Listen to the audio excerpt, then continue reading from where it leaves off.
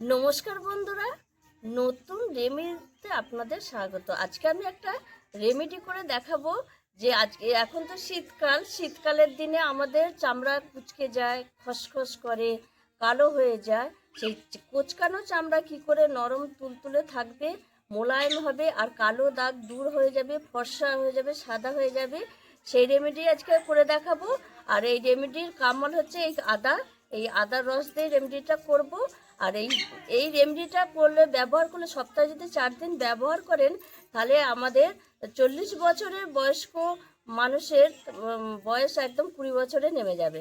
সেই রেমেডি করে দেখাবো। প্রথমে আমি এই যে আদা একটা নিয়েছি, আদার টুকরো, এই আদারই কামাল দেখাবো। তার সঙ্গে আরও কিছু উপকরণ নিয়েছি, যেমন নিয়েছি এই যে গ্লিসারিন, চিনি, অ্যালোভেরা। আপনাদের কাছে অ্যালোভেরা জেল থাকলে সেটা নেবেন। আর আমি গাছের অ্যালোভেরা নিয়েছি, গোলাপ জল, নারকেল তেল আর চালের গুঁড়ো আর লেবু। এবার আমি আদাটা একটু ধুয়ে নেব। আর বন্ধুরা, প্রথম থেকে শেষ পর্যন্ত ভিডিওটা দেখবেন, স্কিপ করবেন না। আর ভিডিও ভালো লাগলে লাইক, শেয়ার, সাবস্ক্রাইব করতে একদমই ভুলবেন না। এই দেখুন, আদাটা একটু ধুয়ে নিয়েছি। আমি এখানে একটা ছোট গ্রেটার নিয়েছি। আদাটা এইভাবে আমি একটু গ্রেট করে নেব।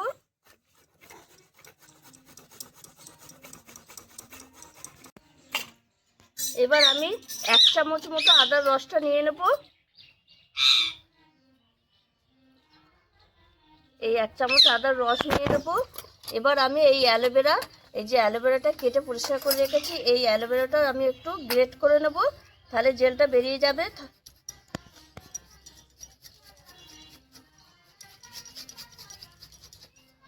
এই দেখুন বন্ধুরা, এই 1/2 চামচের মতো নিলেই হবে, বেশি লাগবে না। হয়ে গেছে, এই দেখুন 1/2 চামচ। আর গাছের জিনিস মানে টাটকা জিনিসের তার তো গুণাগুণ বেশি জানেন। আর এর সঙ্গে আদার রসের সঙ্গে অ্যালোভেরা জেলটা আমি ভালো করে মিশিয়ে নেব। আর অ্যালোভেরা জেল তো আমাদের মুখে, ত্বককে, চামড়াকে একদম মসৃণ করে, একটা গ্লো দেয় আর ত্বক ঠান্ডা রাখে। এটা মিশিয়ে নিয়েছি। এবার আমি দিয়ে দেবো এই যে 1/2 চামচ মতো চালের গুঁড়ো। চালের গুঁড়োটাও এর সঙ্গে মিশিয়ে নেব। আর চালের গুঁড়োর গুণাগুণ তো আপনারা জানেনই। ভেতরে আমাদের যে মরা কোষ থাকে চামড়ার ভেতর, সেই কোষে কালো দাগকে দূর করে এই চালের গুঁড়ো।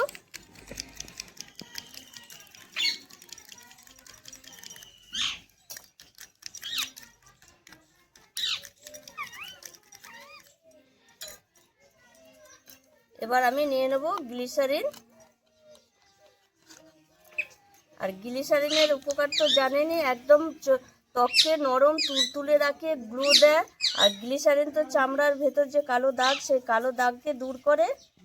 আমি 4-5 ফোঁটা, এই যে বেশি না, 1/2 চামচের মতো গ্লিসারিন দিয়ে দেবো। দিয়ে একসঙ্গে সব কিছু মিশিয়ে নেব।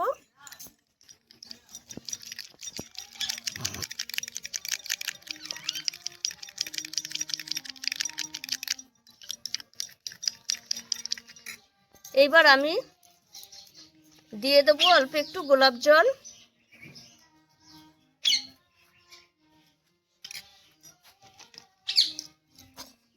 দিয়ে ভালো করে মিশিয়ে নেবো একসঙ্গে।